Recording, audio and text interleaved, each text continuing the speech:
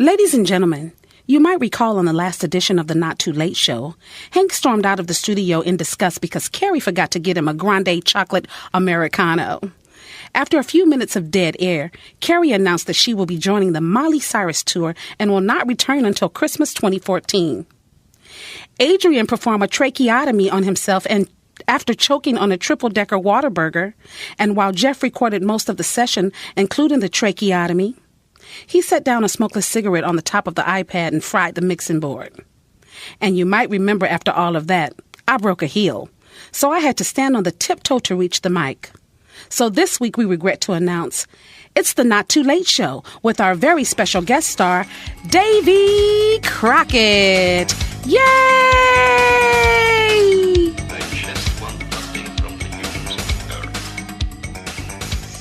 Yay! Thank you, Keisha, for that lovely introduction. In spite of all the hardship we faced last week, we persevered, and we are now in your living rooms, MP3 players, Bose boxes, etc. So welcome to the Not Too Late show, broadcasting to you from the bell tower of Tewksbury Abbey, where someone is about to get his head handed to him. Carrie, how are you? Thursday. What you wrote it? You're not reading the script right. That says thirsty. It says thirsty. Oh, hey, yeah. I'm sorry. I spilled some mustard on. Yeah, okay. I'm sorry. I'm thirsty. Yeah. Thirsty for what? I'm thirsty for history. Well, it's a good thing then, because we've got some of that here. For those of you out there who can't seem to get enough of history, I've got an article in History Is Now magazine, if God's willing and the creeks don't rise. They have an app you can download to your phone. It's historypodcast.com. That's without the apostrophe, of course, is their website. And at 28, the number 28 Minute History is their Twitter handle. And, Carrie, do you have some other stuff you'd like to share at this time? Well, thank you for reminding me. As you mentioned, you can find us on iTunes. Also, you can, if you're listening to this, you're probably watching us on youtube.com/NotTooLateShow, or you're watching us on the NotTooLateShow.com or on TFOK. Thanks, by the way, guys. Oklahoma, y'all are awesome. All right, excellent. So is it now time for another edition of Only Jerks Hate History? Yes, this is your favorite time of day. I got to do better this time. Are you really going to call it that, Hank? I got to. Really? Well, no, wait a minute. Now, do you want the nation's youth to venture out into the world thinking that to become an expert, all you have to do is rent out a studio, look up some random facts from websites online, record a silly podcast, and then tweet a few silly things once or twice a day? Is that really what you do, Hank? Is that what No, for my day job, I run a bicycle-powered laundromat. Ah, that makes sense. Okay. All right. Well, allow me to change the subject. Who do we have as our guest contestant for Only Jerks Hate History this week? Well, Hank, he's one of the most notable non-survivors of the Alamo, the star of Disney's Wonderful World of Color. Both Tennessee and Texas claim him as their own. So please help me welcome Mr. Davy Crockett. Green estate in the land of the free, raised in the woods so's he knew every tree, killed him a bar. Knew every tree. That's pretty good.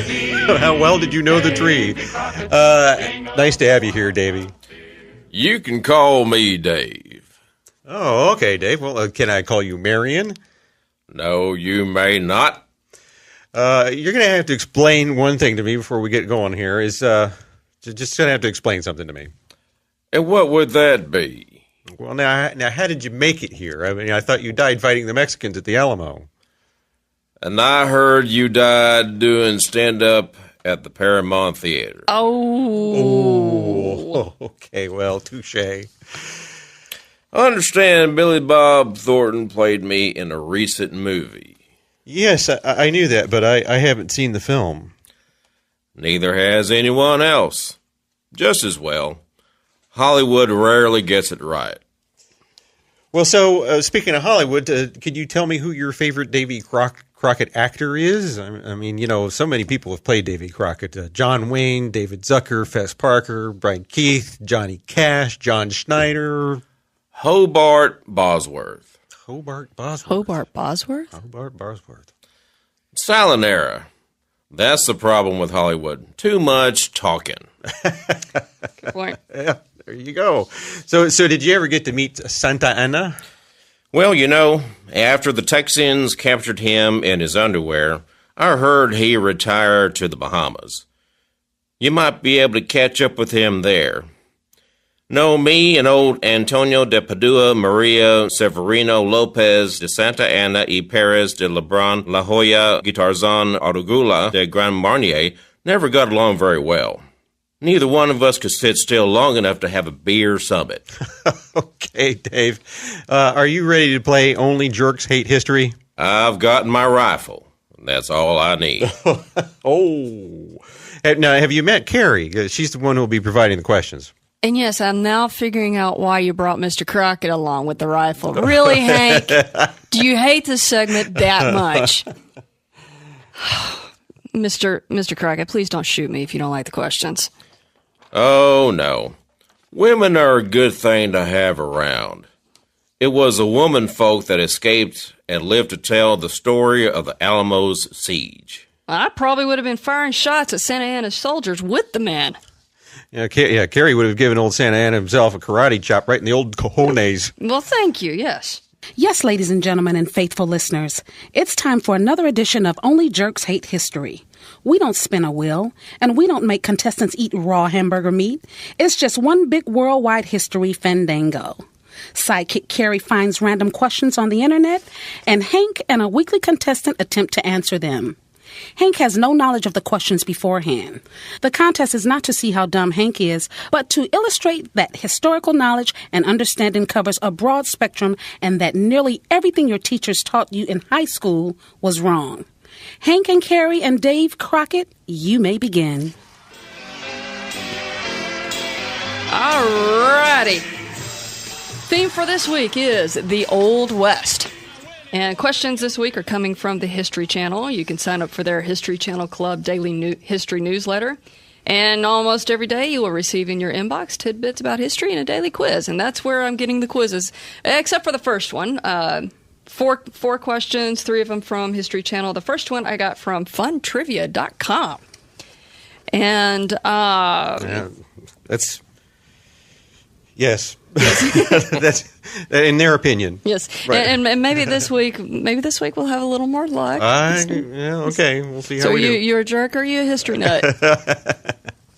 So among the most revered and storied figures of the old American West, Doc Holliday is most well known for his role in the infamous shootout at the OK Corral. Now, Doc Holliday was actually a doctor. He actually studied formally for the profession while he was still a very young man. What was Doc's medical specialty? Was it internal medicine, podiatry, dentistry, or obstetrics? Whatever that is. A baby doctor? Is that what that means? Sure. So internal medicine, podiatry, dentistry, and the one that starts with O. So, Mr. Crockett, what do you think? Well, I've been kind of pondering over that, and I'm kind of thinking that's probably internal medicine. Okay. I'm going to go out on a limb and say obstetrics. Mr. Crockett, I actually thought it was internal medicine, too, when I was researching, but it actually turned out to be dentistry. Oh, he was a dentist. Okay. And so the first thought that comes to my mind is, would I really want a man like that messing with my teeth? He sure never offered to do my teeth. Oh. Would you want a man like that delivering babies? No. And the interesting thing is, despite his alternative lifestyle in the American West, he actually continued to practice dentistry off and on throughout his short life. Yeah, how about that? Yeah. How about that? So, scary thought. All right. Now, have you ever heard of George Machine Gun Kelly? Name rings a bell, but... I'm trying to find out how he made this section. Oh, he didn't. That was for something else. Well, anyways, I'll just ask you. Like, he's not Old West. It's like, how in the world did he get to? This is 1933. Well, okay, so I might as well ask the question. Machine Gun Kelly, he made history. It was the first trial in which either the husband and wife were convicted, the defense called no witnesses, fingerprints were a significant factor, or the television cameras recorded the entire trial. Well, I'm going to say fingerprints were a significant factor.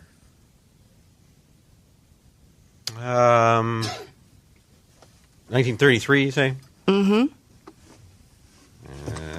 They had cameras, but I don't know if they didn't quite have television yet.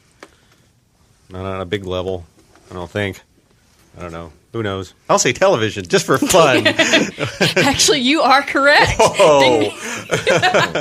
So, yes, this was ding. the first trial in which television cameras recorded the entire trial. All right, now back to the Old West questions. Sorry about that, guys. I'm very willing to bet they didn't have no HD back then. Yeah, No, I don't think so. Unless if it was highfalutin, dang it, yeah. Okay, so, which man never rode with Billy the Kid? Pat Garrett, Doc Scurlock, there's more than one Doc, Dick Brewer, or Jesse Evans? 5, Davy Crockett. Y'all forgot me on there. I don't understand why that's on there. Yeah, I'm sure you've never ridden with him either. You got that there. You got that right there, buddy. I'm gonna say. Just go out on a limb. I really don't know. I'm going to say Jesse Evans. Yeah, there's lots of people that didn't ride with him. Okay, throw me the names again. Pat Garrett, Doc Scurlock. Yeah, Pat Garrett's fine. That's it. That's the answer? That is the answer. Oh, wow. So, all right. How about Jason Garrett? You think he probably rode Billy the Kid? He ought to ride off into the sunset. All right. Last one. Got opinions about football, huh? Just a tiny bit. Yeah, this is what I get for choosing my questions in 5 minutes or less. All All right. right. There's no football team in San Antonio. Now one time there used to be the San Antonio Gunslingers, I think, from the USFL or something like that. I forget now, but USFL. Yeah, United States Football League. That's run by the NFL. Okay. B-I-B-O-B-O.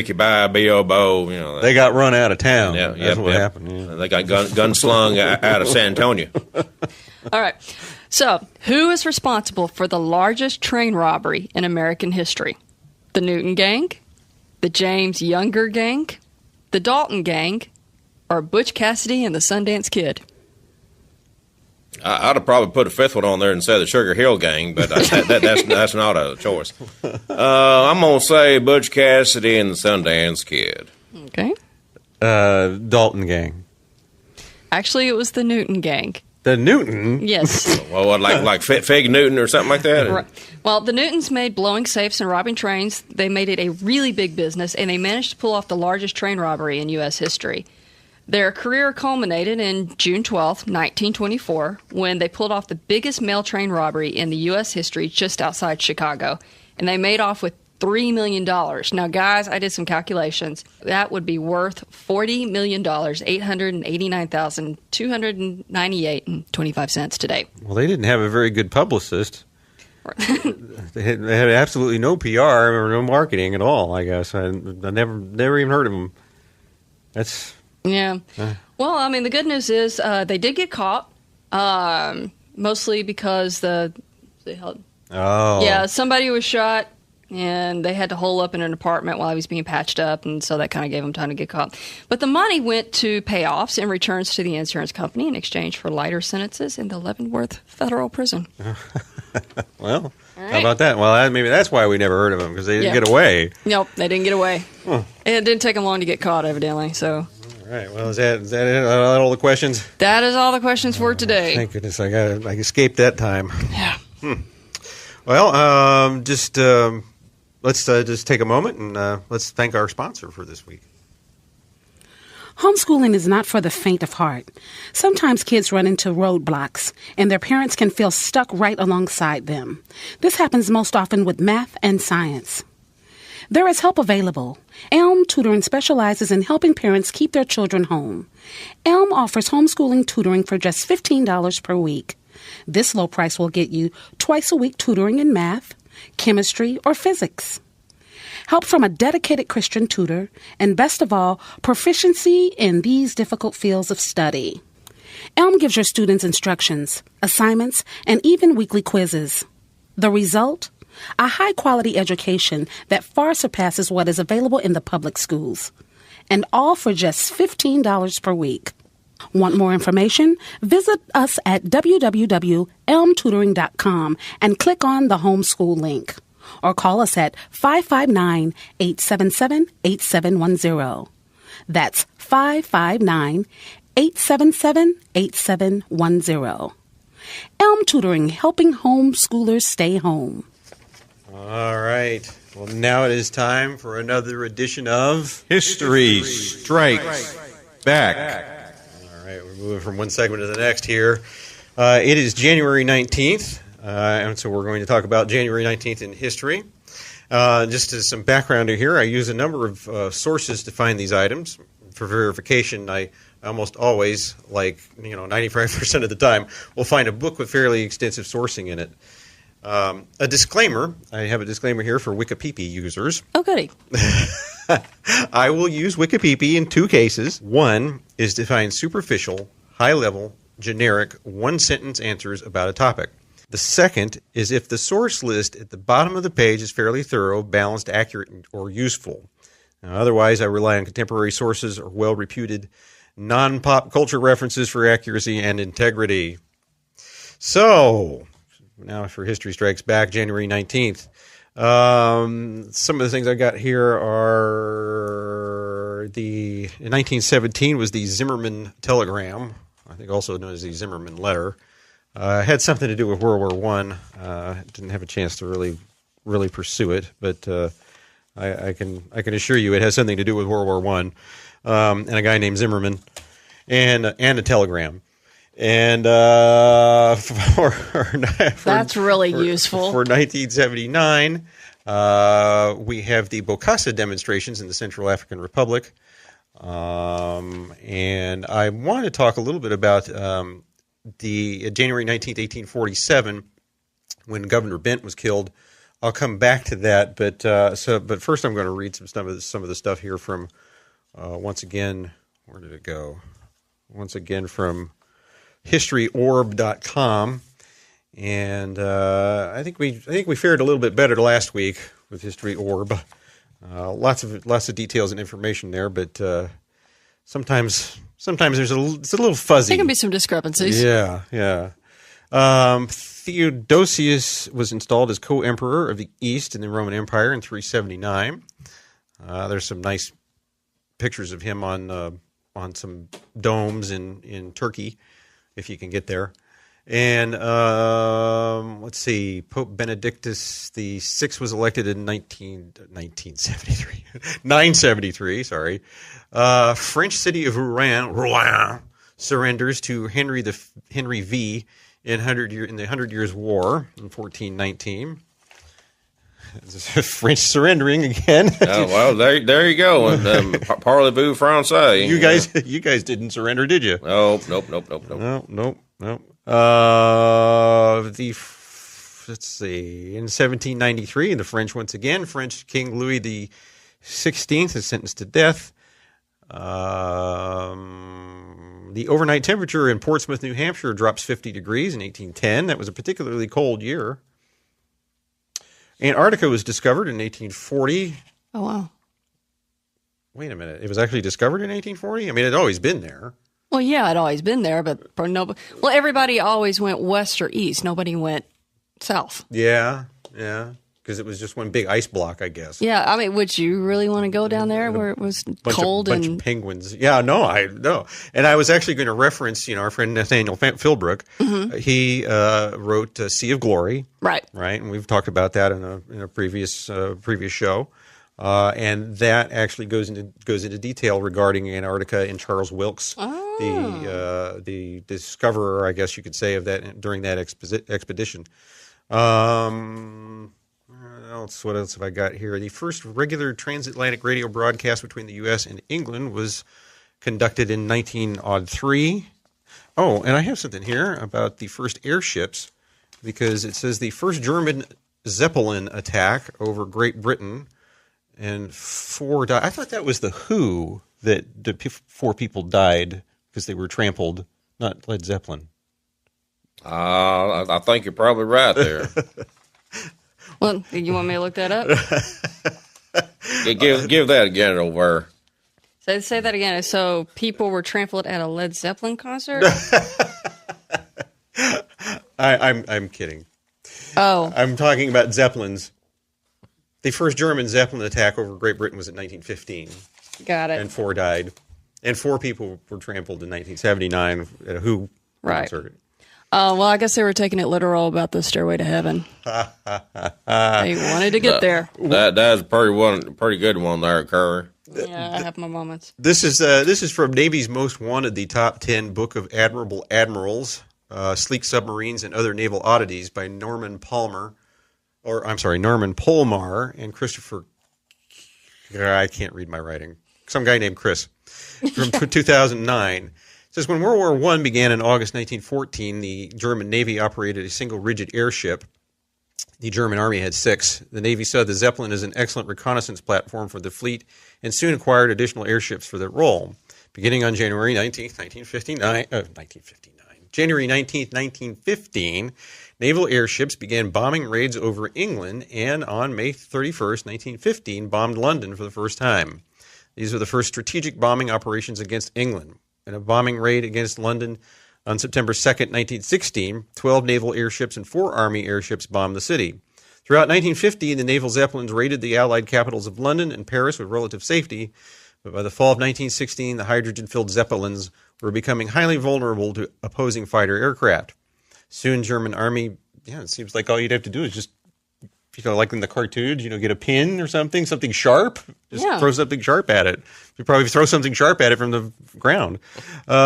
Soon, German Army bombers replaced the increasingly vulnerable Zeps in strategic raids.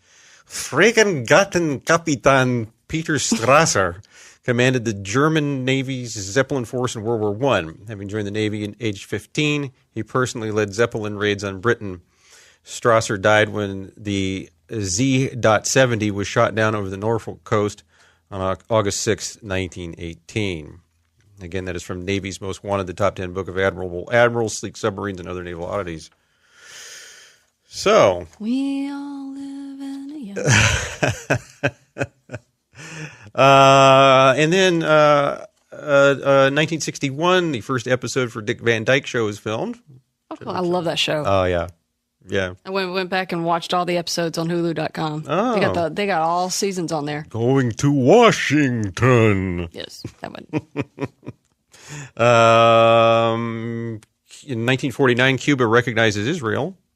Well, that's just 1949. Mm-hmm. And then they become a nation the year before. Something like that, yeah. I bet you guys would have liked to have had a Zeppelin at the Alamo. Well, that would have been awesome. Yeah, that would have been nice, but I think Led Zeppelin might have been a little bit better. I think would have been a little more entertaining. Have old Robert Plant there, having wail some songs out there. Probably startled the Mexicans, right? It sure wake them up. I know that. So that's almost what I've got. I wanted to mention the Governor Bent story. If you give me just a moment. Yeah. Looking. Bum, bum, bum, bum. This is pre-recorded, by the way. Yes.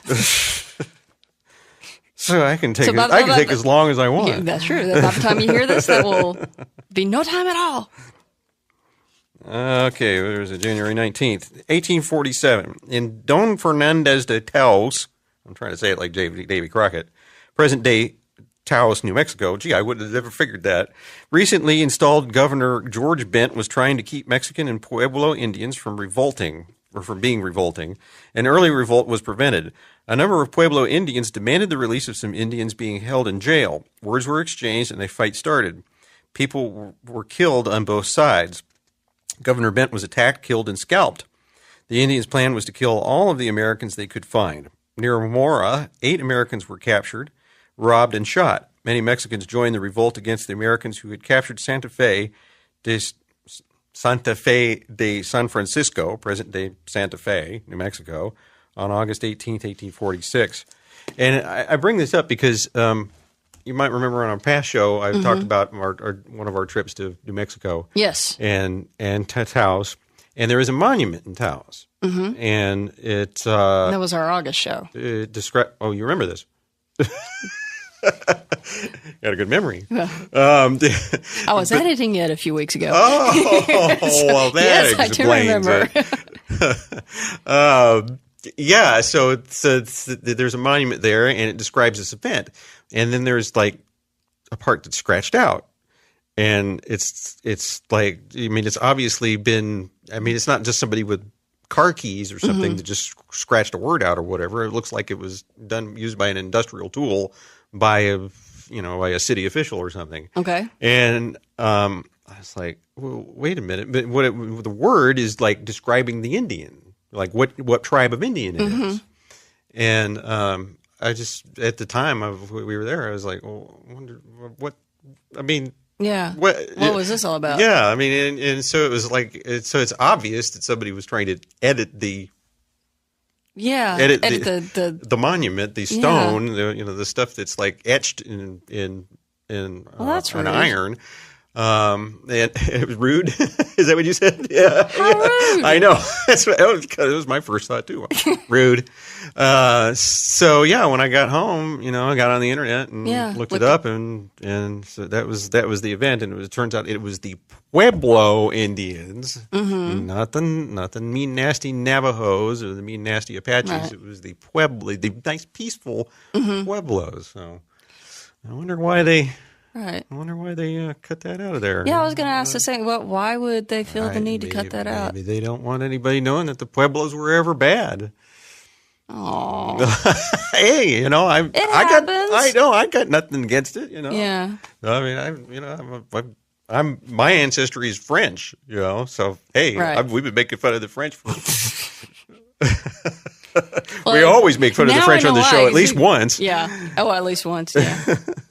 You not one time. You have been a really good boy. Okay. Because first of all, you've held your tongue from sour language. My daughter thanks you. Oh. And you have not one time mentioned our fair friend Hussein. I am proud of you, Hank. Well, it's part of the different format. Yes. Yes. We're trying to. Making some changes. Trying to limit the time, Now you're biting your tongue. There's only so many things you can say in the space of 30 minutes. So what do I want to focus on? Well, the important thing is focusing on history and getting it right. It's not as much fun for me anymore because I can't punch your buttons. Oh. It's like so many things could go right now.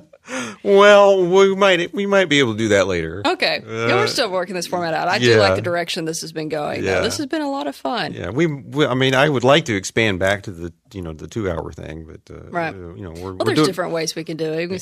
We'll discuss that later. I mean, there's no room for a segment for a book review or for an interview right now, so we'll discuss that later. Yeah, I got ideas. Well, we're getting there.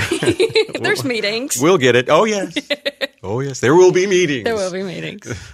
You guys, I'm sure you guys did you guys meet or did y'all just take over when the Alamo was sieged? I mean, did it just all come naturally or did y'all have to plan and?